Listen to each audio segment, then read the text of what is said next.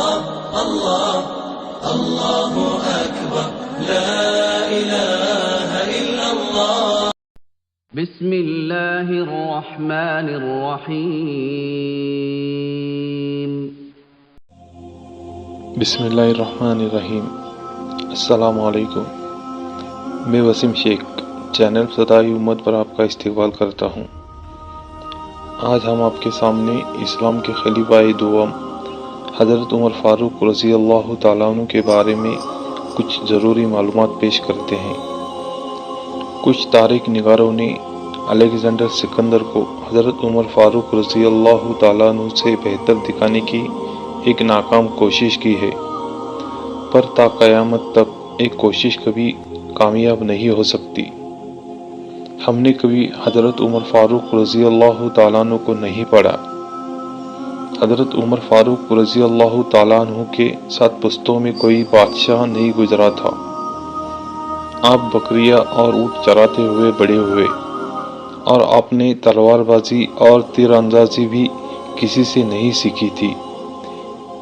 سکندر اعظم نے اپنی فوج کے ساتھ مل کر 10 سالوں میں 17 لاکھ مربع میل کا علاقہ فتح کیا تھا، جبکہ حضرت عمر فاروق رضی اللہ تعالیٰ عنہ نے اپنی فوج کے بغیر 10 سال میں 22 لاکھ مربع میل کا علاقہ فتح کیا، اور اس میں روم اور ایران 2 سپر پاور بھی شامل تھی.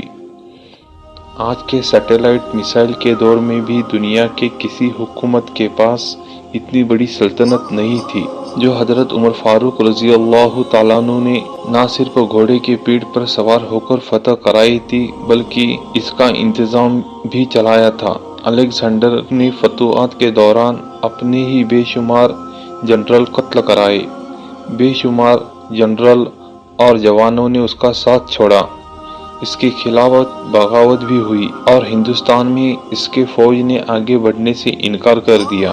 لیکن حضرت عمر فاروق رضی اللہ تعالیٰ عنہ کے کسی بھی ساتھی کو ان کے حکم سے سرتابی کی جرت نہ ہوئی. وہ ایسے کمانڈر تھے کہ آپ نے عین میدان جنگ میں عالم اسلام کے سب سے بڑے سپہ سالار حضرت خالد بن ولید رضی اللہ تعالیٰ عنہ کو معزول کر دیا، اور کسی کو یہ حکم ٹالنے کی جرت نہ ہوئی.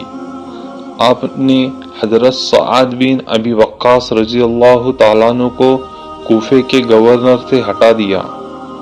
آپ نے حضرت حارث بن کعب رضی اللہ تعالیٰ عنہ سے گورنری واپس لے لی. آپ نے حضرت عمر بن العاص رضی اللہ تعالیٰ عنہ کا مال ضبط کر لیا، اور آپ نے حمص کے گورنر کو واپس بلا لیا اور اسے اونٹ چرانے پر لگا دیا. لیکن کسی کو حکم عدولی کی جرت نہ ہوئی. سکندر اعظم نے 17 لاکھ مربع میل کا علاقہ فتح کیا، لیکن دنیا کو کوئی نظام، کوئی سسٹم نہیں دے سکا، جبکہ حضرت عمر فاروق رضی اللہ تعالیٰ عنہ نے دنیا کو ایسی نظام دیا جو آج تک پوری دنیا میں رائج ہے. آپ نے سن ہجری کا اجرا کیا، جیل کا تصور دیا، مؤذن کی تنخواہ مقرر کی، مساجد میں روشنی کا انتظام کیا، پولیس کا محکمہ بنایا، ایک مکمل عدالتی نظام کی بنیاد رکھی، فوجی چھاونیاں بنائی اور فوج کا باقاعدہ محکمہ قائم کیا.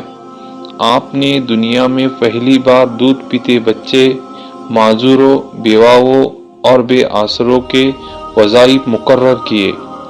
آپ نے دنیا میں پہلی بار حکمرانوں، سرکاری عہدیداروں اور ولیوں کے اثاثے اعلان کرنے کا حکم دیا. آپ نے بے انصافی کرنے والے ججوں کو سزا دینے کا سلسلہ شروع کیا. آپ فرماتے تھے جو حکمران عدل کرتا ہے وہ راتوں کو بے خوف سوتے ہیں. قوم کا سردار قوم کا سچا خادم ہوتا ہے.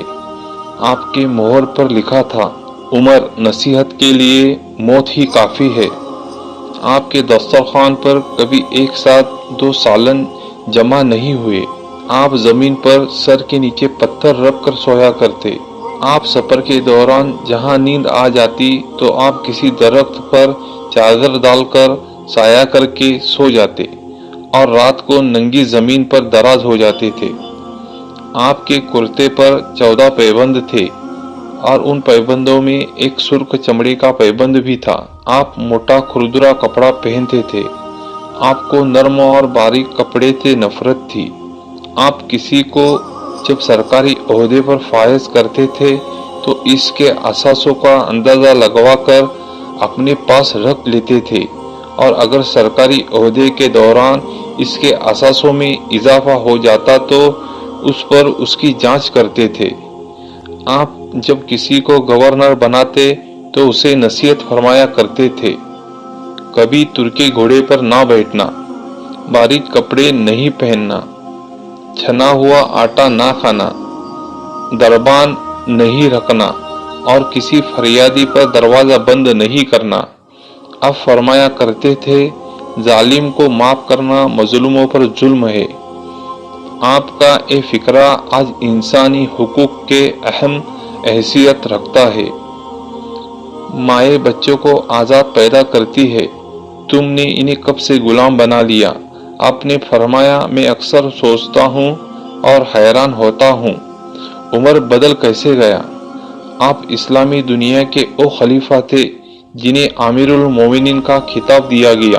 दुनिया के तमाम मज़ाहिब की कोई ना कोई खुसूसियत है। इस्लाम की सबसे बड़ी खुसूसियत अदल है, और हजरत उमर फारूक रज़ी अल्लाह तआला अन्हु वो शख्सियत हैं जो इस खुसूसियत पर पूरा उतरते हैं। आपके अदल के वजह से अदल दुनिया में अदल फारूकी हो गया।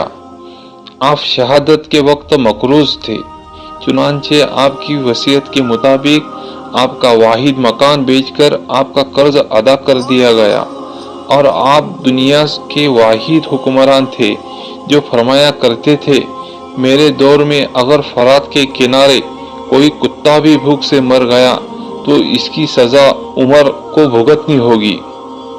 दुनिया भर के मौरखीन को मैं दावत देता हूँ, और सिकंदर आजम को हजरत उमर फारूक रजी अल्लाह तआला अन्हु के सामने रख कर देखे उन्हें सिकंदर आजम हजरत उमर फारूक रजी अल्लाह तआला अन्हु के उहद पहाड़ के सामने कंकर दिखाई देगा, क्योंकि सिकंदर आजम की बनाई सल्तनत इसके वफात के 5 साल बाद खत्म हो गई, जबकि हजरत उमर फारूक रजी अल्लाह तआला अन्हु ने अपने दौर में जिस खित्ते में इस्लाम का परचम भिजवाया, वहाँ से आज भी अल्लाहु अकबर के सदाएं आती है।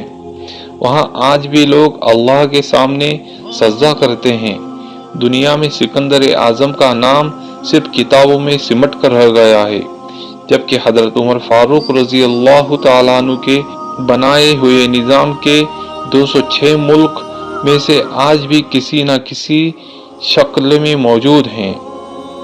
आज भी किसी डाक खाने से कोई खत निकलता है, पुलिस का कोई सिपाही वर्दी पहनता है, कोई फौजी जवान 6 माह बाद छुट्टी पर जाता है, हुकूमत किसी बच गए माजूर बेवा या बेअसरा शख्स को वजीफा देती है, तो वो माशरा वो सोसाइटी भी आखिर हजरत उमर फारूक रजी अल्लाह तआला अन्हु को अजीम तस्लीम करती है। वो इन्हें तारीख का सबसे बड़ा सिकंदर मान लेती है, माँ सिवाय उन लोगों के जो आज एहसास कमतरी के शदीद एहसास में कलमा तक पढ़ने से पहले दाएं बाएं देखते हैं। मुसलमानों ने एक बार अंग्रेज सरकार को धमकी दी थी, तो अगर हम घरों से निकल पड़े तो तुम्हें चंगेज खान याद आ जाएगा।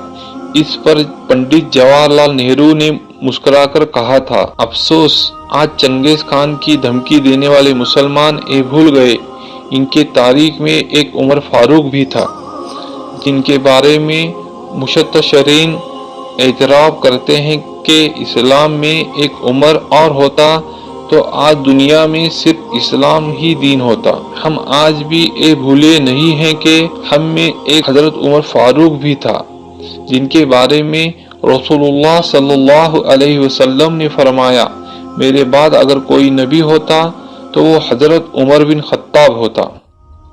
अस्सलामु अलैकुम।